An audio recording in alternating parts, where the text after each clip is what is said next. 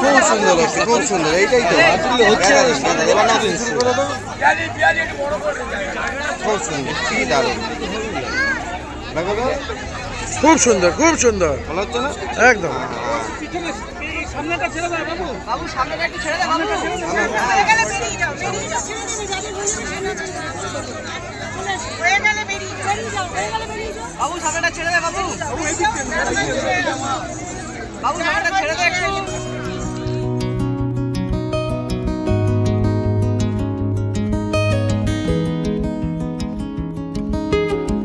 দোলের দিনে সবাই রং নিয়ে সবাই উপস্থিত, আবির নিয়ে উপস্থিত, সবাইকে রং মিশিয়ে রং মেশাতে হবে, আর সবার রঙে রং মেশাতে হবে, সে নির্বাচনই হোক আর নির্বাচন নাই হোক।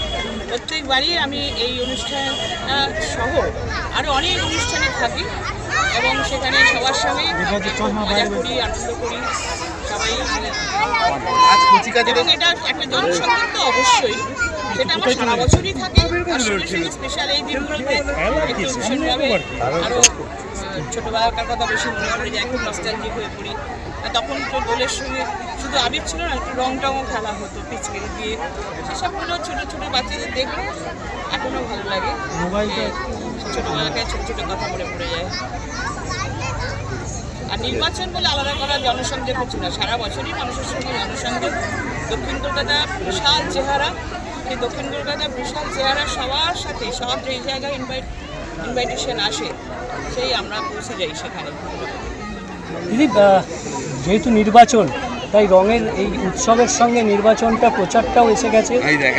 যদিও আপনাদের তৃণমূল কংগ্রেস সব আসনে প্রার্থী ডিক্লেয়ার করে ময়দানে নেমে পড়েছেন, কিন্তু বাকিরা এখন সব আসনে প্রার্থী দিতে পারেনি, কি বলবেন? দিয়ে দেবে, চেষ্টা করছি, ভালো প্রার্থী যদি পেয়ে যায় তাহলে যদি দিতে পারে, তাহলে যদি সিটটা হারাতে পারে, সেই জন্য তো সব দলই চেষ্টা করবে না। আমাদের দল যেমন একদিনে সব ডিক্লেয়ার করে দিয়েছে, কিন্তু অন্যান্য দল আস্তে আস্তে দিচ্ছে, ফেজ বাই ফেজ দিচ্ছে। সুতরাং গতকাল বিজেপি কিছু আসনে আবার যেমন প্রার্থী নতুন সবগুলো না দিলেও, পুরোটাই না দিলেও দিয়েছে কিছুটা। আপনার বিরুদ্ধে একেবারে উত্তরবঙ্গ থেকে সাংসদকে উড়িয়ে আনতে হলো। আসলে উত্তরবঙ্গের মানুষ তাকে গ্রহণ করেনি, কারণ এলাকায় তিনি 5 বছর যাননি, তার আগের 5 বছর যাননি, সেই জন্য খুব ক্ষুব্ধ মানুষ ওখানকার। সেই জন্যে তাকে বলেছেন যে উনি দাঁড়ালে আমরা কেউ কাজ করব না। এটা বিজেপি নেতৃত্বের খবর বা এটা ভাসছে খবরে আর কি। তাই জন্যেই বলেছেন যে ঠিক আছে, একটা সিট ফাঁকা পেতে পারি, সেখানে লড়াইয়ে আসতে পারি, এটা দক্ষিণ কলকাতা হয়তো বেছে নিয়েছে। দিদি, গতকালের বিজেপির প্রার্থীতে একটাই চমক, যে একেবারে সন্দেশখালীর আন্দোলনে যুক্ত রেখা পাত্রকে প্রার্থী করে দেওয়া, একদম গ্রামের মহিলা, কি বলবেন বসিরহাটকে? তাদের দল মনে করেছে ও প্রার্থী হলে হয়তো সিটটা ওরা জিততে পারে, যেটা দল ভালো মনে করবে তাকেই দাঁড় করাবে। সে এমএলএও হতে পারে, না সে ওখানকার নেত্রীও হতে পারে, সারা বছর কাজ করবে, সেখানে যাকে মনে করবেন, দল যাকে মনে করবে, সব দলেই তাই নিয়ে। মানে বিজেপিকে এই নির্বাচনে সন্দেশখালীকে গুরুত্ব দিচ্ছে বেশি মনে হচ্ছে।